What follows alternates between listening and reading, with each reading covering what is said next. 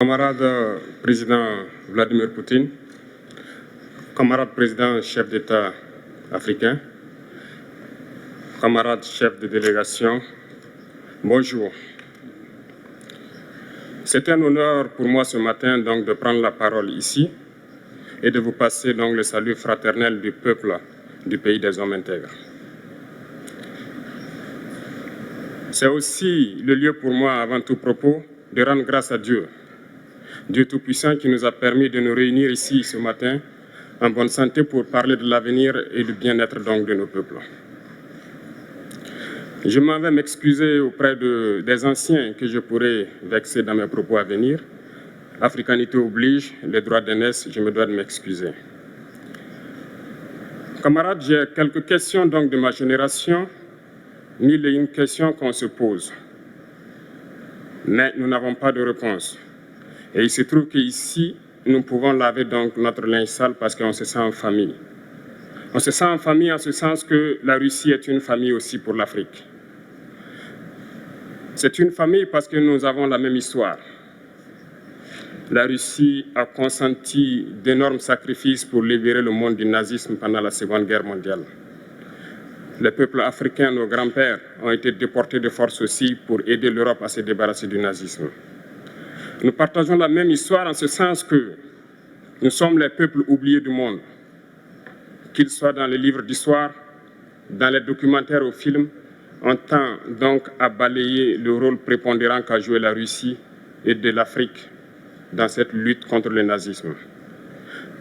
Nous sommes ensemble parce que actuellement nous sommes là pour parler de l'avenir de nos peuples,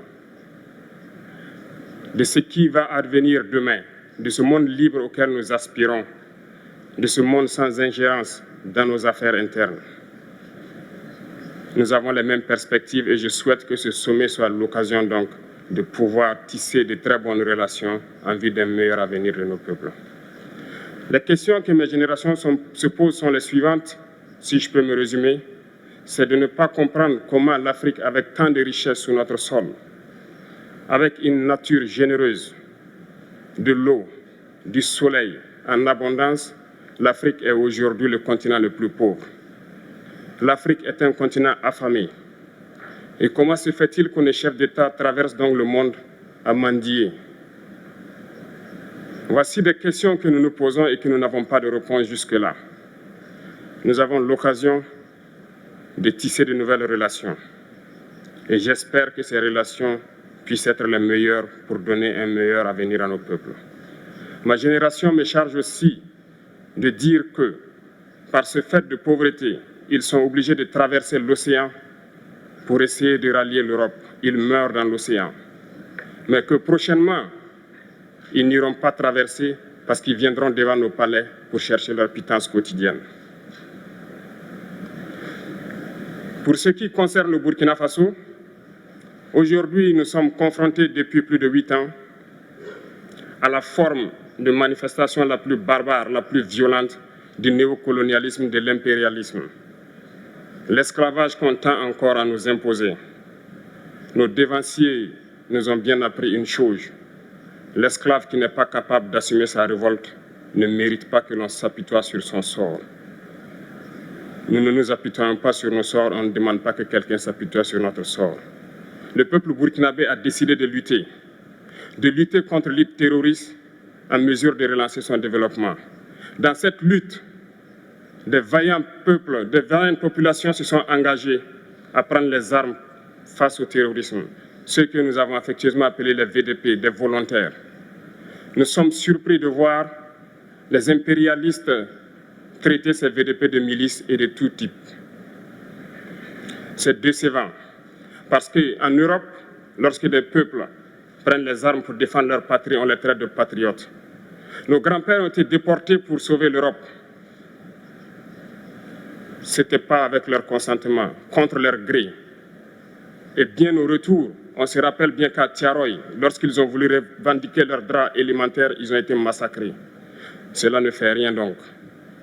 Lorsque nous, peuple, nous décidons de nous défendre, on nous traite de milices. Mais là n'est pas le problème. Ce qui est le problème, c'est de voir des chefs d'État africains qui n'apportent rien à ces peuples qui se battent, mais qui chantent la même chose que les impérialistes en nous traitant de milices, en nous traitant donc d'hommes qui ne respectent pas les droits de l'homme. De quels droits de l'homme parle-t-on? Nous nous offusquons contre cela et c'est honteux. Il faut que nous, chefs d'État africains, nous arrêtons de nous comporter donc en marionnettes qui dansent à chaque fois que les impérialistes tirent sur les ficelles. Hier, le président Vladimir Poutine a annoncé donc l'envoi de céréales en Afrique. Nous sommes bien contents. Nous lui disons merci pour cela.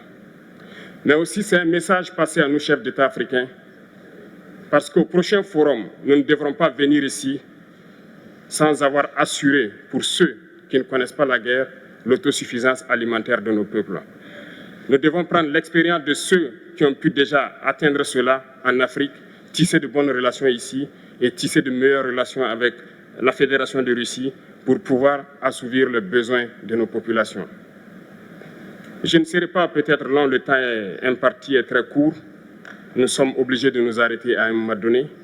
Mais je voudrais terminer en disant que nous devons donc rendre hommage à nos peuples qui se battent. Gloire à nos peuples, dignité à nos peuples, victoire à nos peuples. La patrie ou la mort, nous vaincrons.